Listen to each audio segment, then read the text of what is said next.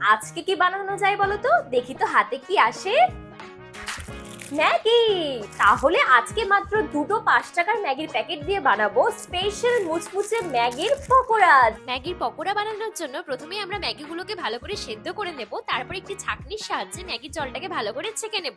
তারপর একটি পাত্রে ম্যাগিগুলো নিয়ে তাতে দিয়ে দিব পেঁয়াজ কুচি, লঙ্কা কুচি, আদা বাটা, চালের গুঁড়ো, শুকনো লঙ্কার গুঁড়ো, আর দেব পরিমাণ মতন বেসন ও স্বাদ অনুযায়ী নুন। এরপর কর্নফ্লাওয়ার দিয়ে আমরা একটি ডিম ফাটিয়ে দেব।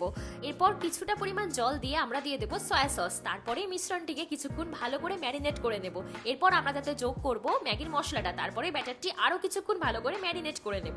এরপর কড়াইতে তেল গরম হতে দিয়ে ম্যাগির পকোড়াগুলো গোল গোল শেপ দিয়ে গোল্ডেন ফ্রাই করে ভেজে নিলেই রেডি আমাদের স্পেশাল মুচমুচে স্বাদে ম্যাগির পকোড়া। আজকের ভিডিওটি কেমন লাগলো তোমরা কিন্তু অবশ্যই কমেন্টে জানাবে। আর তোমরা এই ম্যাগির পকোড়াটি অবশ্যই বিকেলবেলা চা কফির সাথে বানিয়ে খেতে পারো। সো বন্ধুরা, দেখা হচ্ছে নেক্সট ভিডিওতে। টাটা।